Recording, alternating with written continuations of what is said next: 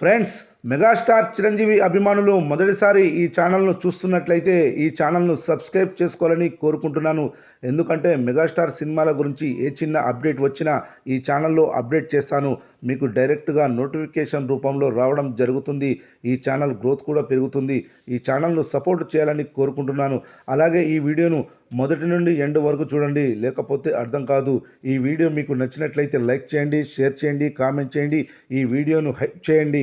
ఈ సంక్రాంతికి మనశంకర వరప్రసాద్ గారు చిత్రానికి వార్ వన్ సైడ్ అయిపోయింది. ప్రభాస్ రాజాసాబ్ చిత్రం ఫ్లాప్ అవ్వడం ఈ చిత్రానికి బాగా కలిసి వచ్చింది. కానీ ఆ తర్వాత విడుదలైన 4 సినిమాలకు మంచి పాజిటివ్ టాక్ వచ్చింది. అయినప్పటికీ కూడా జనాలకు చిరంజీవి సినిమానే మొదటి ఛాయిస్గా ఉండడాన్ని చూస్తుంటే ఫ్యామిలీ ఆడియన్స్ మూవీ పవర్ ఎలాంటిదో అర్థం చేసుకోవచ్చు. గత ఏడాది సంక్రాంతికి విడుదలైన సంక్రాంతికి వస్తున్న చిత్రానికి మాత్రమే పాజిటివ్ టాక్ వచ్చింది. మిగిలిన సినిమాలకు నెగిటివ్ టాక్ వచ్చింది. డాకు మారా చిత్రం బాగుందని అందరూ అనేవారు, కానీ సంక్రాంతికి చూసే జానర్ సినిమా కాకపోవడంతో యావరేజ్ రేంజ్లో ఆడింది. కానీ ఇక్కడ మాత్రం పరిస్థితులు వేరే. అన్ని సినిమాలు ఎంటర్టైన్మెంట్ జానర్లో తెరకెక్కినవి. రాజాసాబ్కి తప్ప అన్నిటికీ పాజిటివ్ టాక్ వచ్చాయి. అయినప్పటికీ మనశంకర వరప్రసాద్ గారు చిత్రం ఆధిపత్యం చూపించడం గమనార్హం.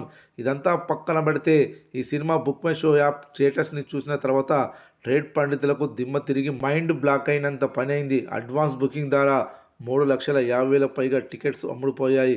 అది పక్కన పెడితే మొదటి రోజు ఈ చిత్రానికి ఏకంగా 4,80,000 టికెట్స్ అమ్ముడుపోగా, రెండవ రోజు 4,05,000 టికెట్స్, మూడవ రోజు 4,45,000 టికెట్స్, ఐదవ రోజు 4,68,000 టికెట్స్.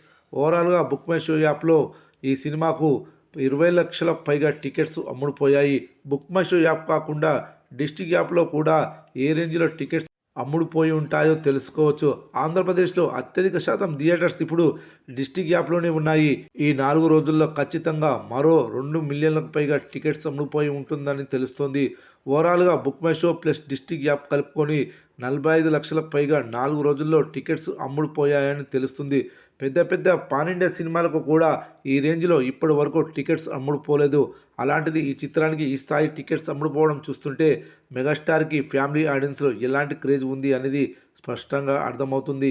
మరో విశేషం ఏమిటంటే అన్ని ప్రాంతాల్లోనూ దాదాపు ఆదివారం వరకు టికెట్స్ అమ్ముడుపోయాయి. ఇలా హిస్టరీలో ఈ మధ్య కాలంలో ఏ సినిమాకు ఇలా జరగలేదు. మన శంకర వరప్రసాద్ గారు మూవీ అఖండ 2 మూవీ టోటల్ కలెక్షన్స్ని కేవలం 3 రోజుల్లో బ్రేక్ చేసింది. అఖండ 2 మూవీ టోటల్ కలెక్షన్స్ 130 కోట్లు వసూలు చేసింది. మన శంకర వరప్రసాద్ గారు మూవీ 3 రోజుల్లోనూ ఏకంగా 152 కోట్లు సాధించి అఖండ 2 లైఫ్ టైం కలెక్షన్స్ని దాటేసింది. ఇక ఈ సినిమా కలెక్షన్ల విషయానికి వస్తే మొదటి రోజు 84 కోట్లు, రెండవ రోజు 36 కోట్లు, మూడవ రోజు 32 కోట్లు, నాలుగవ రోజు 38 కోట్లు వసూలు చేసింది. మరి ఐదవ రోజు ఎంత కలెక్షన్లు వసూలు చేయిందో చూద్దాం. బుక్ మై షో యాప్లో గంటకు 25,000కు పైగా టికెట్లు తెగుతున్నాయి. అదేవిధంగా డిస్ట్రిక్ట్ యాప్లో కూడా భారీగా టికెట్లు తెగుతున్నాయి. ఐదవ రోజు థియేటర్ ఆక్యుపెన్సీ ఈ విధంగా నమోదు చేసింది మూవీ.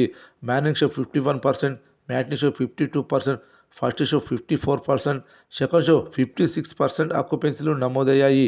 ఈ ఆక్యుపెన్సీలను బట్టి చూస్తుంటే ఐదవ రోజు 30 కోట్ల గ్రాస్, 18 కోట్ల షేర్ వసూలు చేయనుందని తెలుస్తుంది. 5 రోజుల టోటల్ కలెక్షన్స్ కలుపుకుంటే 220 కోట్ల గ్రాస్, 125 కోట్ల షేర్ వసూలు చేసినట్లవుతుంది. ఇంకా ఈ సినిమా 20 కోట్ల షేర్ వసూలు చేస్తే బ్రేక్ ఈవెన్ అవుతుంది.